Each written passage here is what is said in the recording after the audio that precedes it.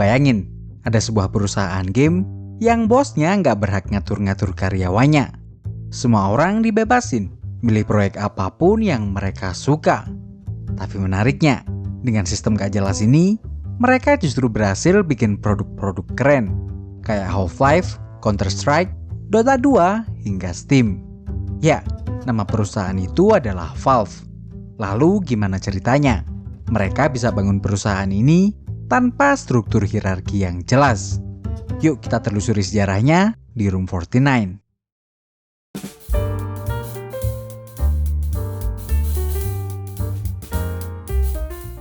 Ini semua dimulai di pertengahan era 90-an. Saat itu, dua engineer Microsoft, yaitu Gabe Newell dan Mike Harrington, ngelihat ada potensi besar di dunia PC gaming. Mereka terkesan banget dengan kesuksesan game FPS kayak Doom dan Quake. Menurut mereka, masa depan PC nggak cuma buat bantu kerjaan, tapi juga jadi platform entertainment baru. Tapi sayangnya, Microsoft ternyata nggak tertarik sama sekali dengan ide ini. Hal inilah yang bikin Gabe dan Mike frustasi, hingga akhirnya milih buat ninggalin Microsoft dan ngejual seluruh saham Microsoft yang mereka punya. Tujuannya jelas, bikin perusahaan game developer sendiri yang diberi nama Valve LLC. Dari sinilah sejarah salah satu perusahaan game paling berpengaruh di dunia dimulai.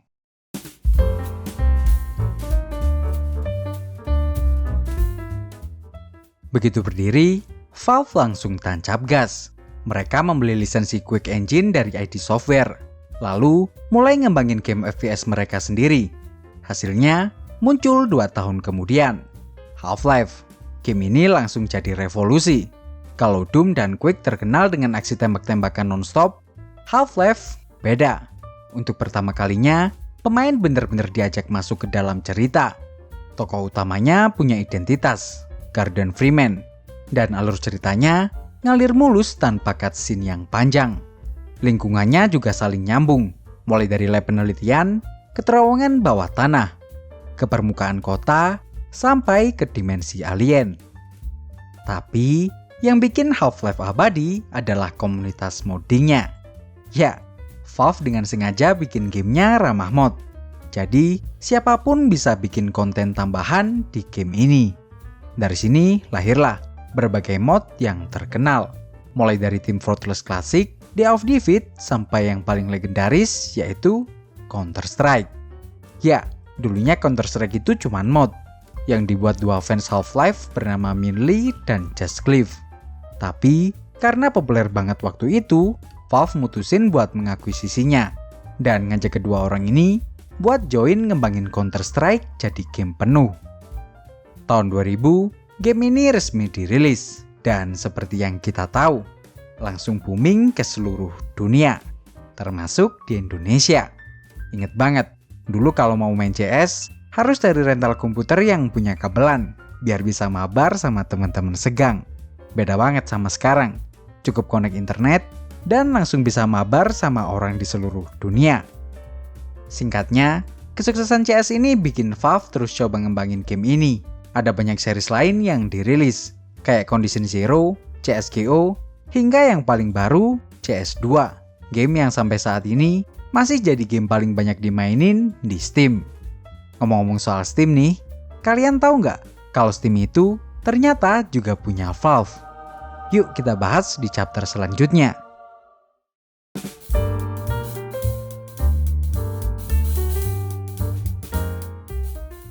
Jadi gini ceritanya, di tahun 2002, Valve lagi pusing banget sama yang namanya cheater.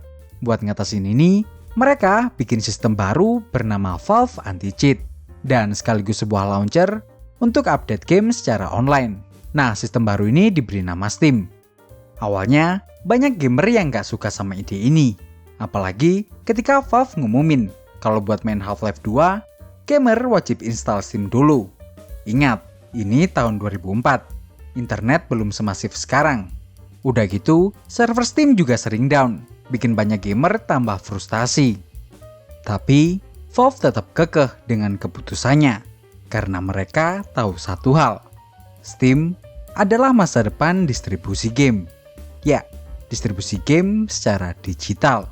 Dan Half-Life 2 jadi senjata buat ngenalin Steam ke gamer, meskipun terasa agak maksa di awal. Kritik-kritik yang diterima dijadikan sebagai bahan berbenah Steam. Sambil berbenah, Valve juga nawarin banyak developer game lain buat jualan di Steam.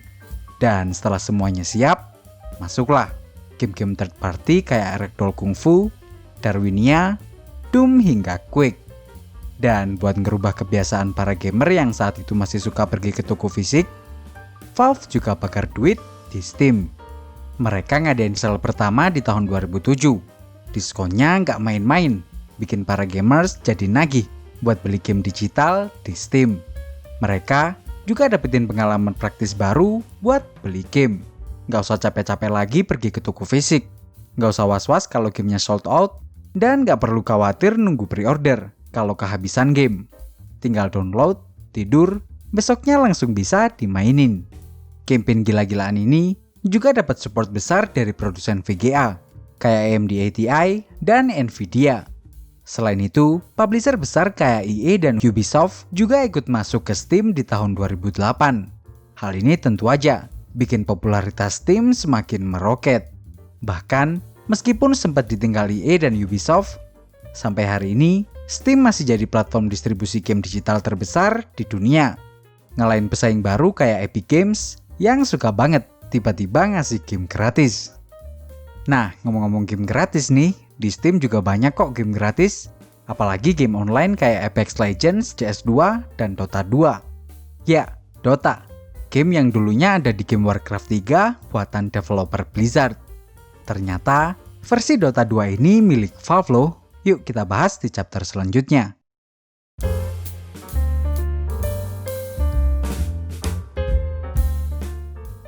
Buat sesepuh warnet, pasti udah tahu kalau dulu Dota itu sebenarnya cuma map custom mod dari game Warcraft 3 buatan Blizzard.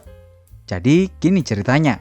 Tahun 2003, seorang modder dengan nickname EOL bikin map khusus yang diberi nama Defense of the Ancients alias Dota.